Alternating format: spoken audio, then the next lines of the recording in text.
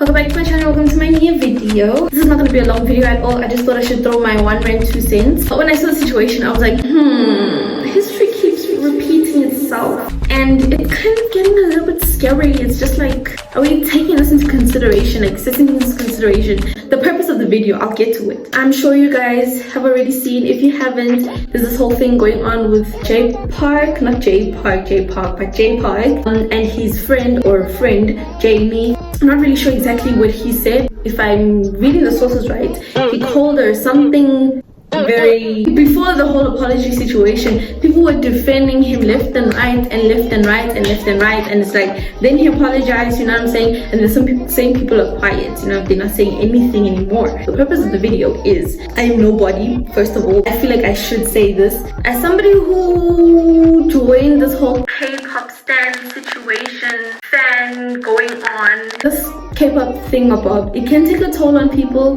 People become really obsessed with people, and people become really possessive. And K-pop, it has its good things and it also has its bad things. But from the beginning, the top, the first thing I think we should accept and know and understand and acknowledge is that the K-pop industry, whether it be interviews, whether it be music videos, whether it be reality shows, it's entertainment, it's a business, okay? There's an agenda that they have to accomplish, or they have to be at, or they have to do. There is a difference between on and off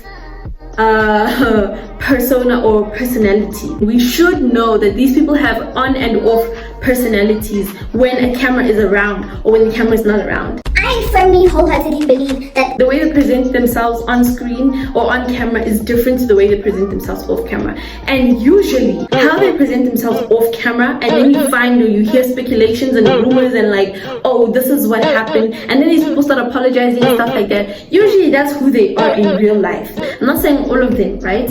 But like, if certain people have the same sort of situation or problem reoccurring with them, and they have to apologize constantly and then do it and that's just who they are. I think we must understand that these people don't know us. This is for me as well. This is an entertainment. This is business. Unless you are sending them text messages frequently, going out with them frequently, maybe not frequently, going out with them once a while, you're floating around them, and you're sharing food and so on and so forth. We have no relationship with them besides the fact that they are the celebs and we are the fans. They need us to get to where they want to get to. We don't necessarily need them, but we tend to go to these type of people and seek validation or seek for whatever and so forth and so on. Whatever the case, these people are using us. They are using us. People create these like fake sort of scenarios and fantasize and fetishize over these people, creating these personas that are not real. So when these people end up doing something that is offending a culture or a group of people, culture being black culture or Asian culture, whatever the case,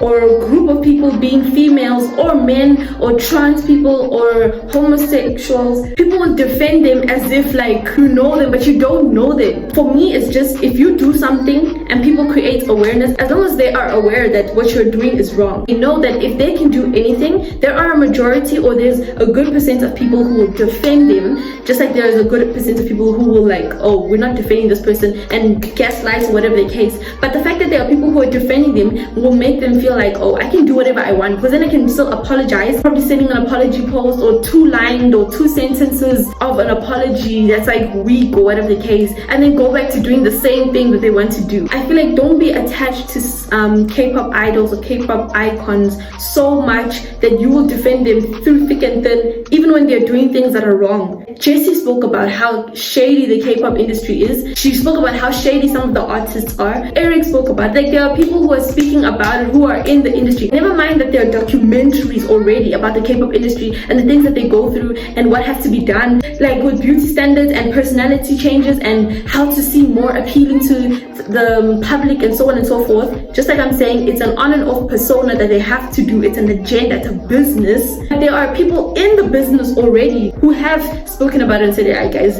things are happening in here, y'all don't even understand. What we see is what we get, but you don't understand that there is a behind the camera, there is things off camera that is happening, and something come to light. I'm not somebody who likes digging up people's past. Like, I prefer to leave the past for past. Fave or not, I'm not gonna defend you. If you did something wrong, you did something wrong. I would tell you did something wrong. This is how it has to be, or this is what you're doing wrong, and you have to correct it and so on and so forth. It's it's a business, guys. It really is a business. Don't get attached so much so to like now, like bruh, you are not being logical. They know that certain people in this fans were stupid, we're crazy, we fall for anything. People can write out an apology, or the companies can write out an apology, and life goes on. Just be very mindful that you're not being fed BS and that you're not being manipulated by these idols. Most of the time, we like to say, oh, they didn't know, but these are the same people who come from English-speaking countries or countries where English is widely spoken. They know what they're doing. So we can't be defending them with our lives. Just because they live in Korea doesn't mean they don't know English all of a sudden. They are fluent in it. Don't pretend. Don't pretend. Don't lie on a public platform.